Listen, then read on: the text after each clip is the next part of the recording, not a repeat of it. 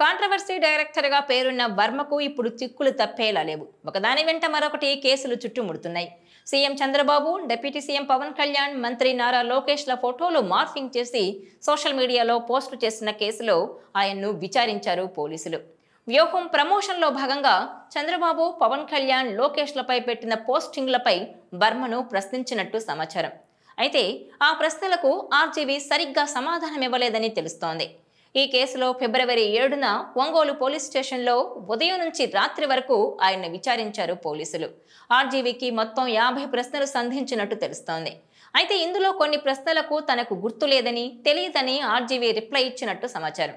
పోలీసులు ఆలోచించుకునేందుకు మరింత సమయం ఇచ్చినా సరైన సమాధానం చెప్పలేదని తెలుస్తోంది. దీంతో పోలీసులు రామ్ గోపాల్ వర్మ స్టేట్మెంట్ను రికార్డు చేశారు. మరోసారి విచారణకు రావాలని సూచించారు. ఇక విచారణకు హాజరు కావడానికి ముందు రామ్ గోపాల్ వర్మ వైసీపీ నాయకుడు చెవిరెడ్డి భాస్కర్ రెడ్డిని కలవడం ప్రాధాన్యత సంతరించుకుంది. ప్రకాశం జిల్లా మద్దిపాడు మండలం వెల్లంపల్లిలోని ఒక హోటల్లో ఈ సమావేశం జరిగింది. ఈ మీటింగ్లో కేసుకు సంబంధించి కీలక అంశాలపై చర్చ జరిగినట్టు తెలుస్తోంది. పోలీసులు అడిగే ప్రశ్నలకు ఎలాంటి సమాధానాలు ఇవ్వాలో కూడా వైసీపీ నేత చెవిరెడ్డి వర్మకు సూచించినట్టు సమాచారం. వైసీపీకి చెందిన ఎమ్మెల్యే బూచేపల్లి శివప్రసాద్ రెడ్డి, మాజీ ఎమ్మెల్యేలు చెవిరెడ్డి భాస్కర్ రెడ్డి, అన్న రాంబాబు, ఒక న్యాయవాది వర్మతో అక్కడ చర్చించారట. వారితో చర్చల తర్వాతే ఒంగోలు రూరల్ పోలీస్ స్టేషన్కు వచ్చారు ఆర్జీవీ. తన న్యాయవాదితో కలిసి సిఐ ఆఫీస్లోకి వెళ్లారు. మరోవైపు చెవిరెడ్డి భాస్కర్ రెడ్డి మళ్లీ సాయంత్రం 6 గంటల సమయంలో సిఐ కార్యాలయం దగ్గరకు వచ్చారు. కార్యాలయానికి కొంచెం దూరంలో కారులోనే సుమారు 3 గంటల పాటు నిరీక్షించారట. రాత్రి 9 గంటలకు ఆర్జీవీ విచారణ ముగించుకొని తిరిగి బయటకొచ్చే వరకు వైసీపీ నేతలు దద్దాల నారాయణ యాదవ్, చుండూరి రవిలతో కలిసి చెవిరెడ్డి భాస్కర్ రెడ్డి అక్కడే ఉన్నారట. ఆర్జీవీ బయటకొచ్చాక నగర శివార్లలో ఆయన్ని మరోసారి కలిసినట్టు తెలుస్తోంది. అయితే ఎవరికి ప్రయోజనం చేకూర్చాలని వ్యూహం సినిమా తీశారని మార్ఫింగ్ ఫోటోలు చేసి ప్రతిపక్ష నాయకులను కించపరిచినందుకు ఏం లాభం చేకూరిందని, దీని వెనుక ఎవరున్నారని రామ్ గోపాల్ వర్మను ఒంగోలు సిఐ శ్రీకాంత్ బాబు ప్రశ్నించినట్టు సమాచారం. మొత్తం 9 గంటల పాటు సాగిన విచారణలో 50కి పైగా ప్రశ్నలు వేశారట. విచారణలో ఎక్స్ ఖాతా తనదేనని, అయితే అందులో ఎవరు పోస్టు చేశారో తెలియదని ఆర్జీవీ చెప్పినట్టు తెలుస్తోంది. మిగిలిన ప్రశ్నలకు సమాధానం ఇవ్వకుండా విచారణకు ఆర్జీవీ సహకరించలేదని తెలిసింది. గతేడాది వ్యూహం సినిమా ప్రమోషన్స్ సమయంలో టీడీపీ అధినేత చంద్రబాబు, ప్రధాన కార్యదర్శి లోకేష్, జనసేన అధ్యక్షుడు పవన్ కళ్యాణ్ల ఫోటోలను మార్ఫింగ్ చేసి వారి వ్యక్తిత్వాలను కించపరిచేలా ఎక్స్లో పోస్టులు పెట్టారని ప్రకాశం జిల్లా మద్దిపాడు పిఎస్లో కేసు నమోదైంది. ఈ నేపథ్యంలోనే వర్మకు పలుమార్లు నోటీసులు ఇచ్చినా డుమ్మా కొట్టారు. తాజాగా ఫిబ్రవరి 7న ఒంగోలు పోలీస్ స్టేషన్లో విచారణకు హాజరయ్యారు ఆర్జీవీ. మధ్యాహ్నం నుంచి రాత్రి 9 గంటల వరకు విచారణ జరిగింది.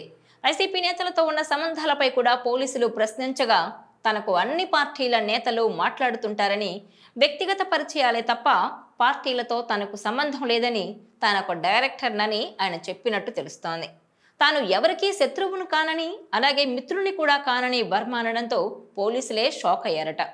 అయితే ఒంగోలు వస్తున్న సందర్భంగా చెవిరెడ్డి భాస్కర్ రెడ్డిని ఎందుకు కలిశారని పోలీసులు వేస్తున్న ప్రశ్నకు తనకు చెవిరెడ్డి స్నేహితుడని, వ్యక్తిగత సంబంధాల కారణంగానే కలిశానని వర్మ తెలిపినట్టు సమాచారం. సోషల్ మీడియాలో పోస్టింగ్లపై కూడా తికమకగా వర్మ సమాధానం విన్న పోలీసులు ఒక దశలో అసహనానికి గురైనట్టు చెప్తున్నారు.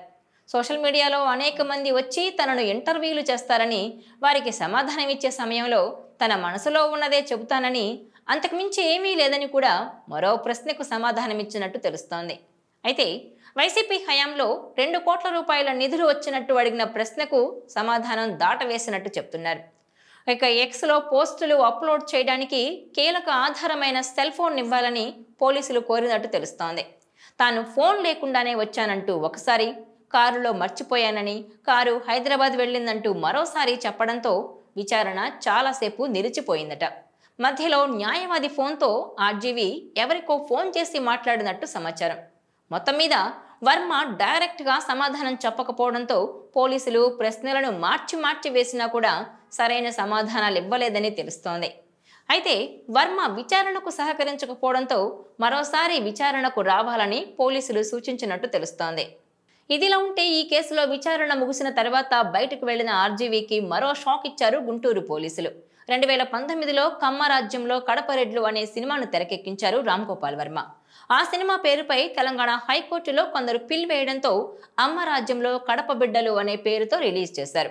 అయితే యూట్యూబ్లో మాత్రం కమ్మ రాజ్యంలో కడప రెడ్లు అనే పేరుతోనే విడుదల చేశారంటూ మంగళగిరి సమీపంలోని ఆత్మకూరుకు చెందిన తెలుగు యువత రాష్ట్ర అధికార ప్రతినిధి బండారు వంశీకృష్ణ పోలీసులకు కంప్లైంట్ చేశారు.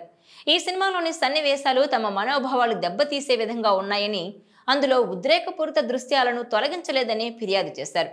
ఈ మేరకు ఆర్జేవీపై మంగళగిరిలోని సిఐడి పోలీస్ స్టేషన్లో గతేడాది నవంబర్ 29న కేసు నమోదైంది. దీంతో గుంటూరు సిఐ తిరుమలరావు మరోసారి డైరెక్టర్ వర్మకు నోటీసులు జారీ చేశారు. ఆ కేసుకు సంబంధించి ఒంగోలు రూరల్ పోలీస్ స్టేషన్లో వర్మకు నోటీసులు అందించారు. ఈ నెల 10న గుంటూరు సిఐడి కార్యాలయంలో విచారణకు హాజరు కావాలని నోటీసుల్లో పేర్కొన్నారు. ఇదిలా ఉంటే ఒంగోలు పోలీస్ స్టేషన్లో విచారణ పూర్తయిన తర్వాత రామ్ గోపాల్ వర్మ సోషల్ మీడియాలో ఒక పోస్ట్ పెట్టాడు. నాకు ఒంగోలు అంటే చాలా ఇష్టం, ఒంగోలు పోలీసులు అంతకన్నా ఇష్టం, చీర్స్ అంటూ వైన్ గ్లాసుల ఎమోజీలు పెట్టారు వర్మ. దీంతో వర్మ రూటే సపరేటు అంటున్నారు నెటిజన్లు. అయితే ఒక్కొక్కటిగా కేసులు చుట్టుముట్టడంతో ఆర్జీవీకి చిక్కులు తప్పేలా లేవంటున్నారు. ఈ వీడియో మీకు నచ్చినట్లయితే please share, like and subscribe R24 Telugu.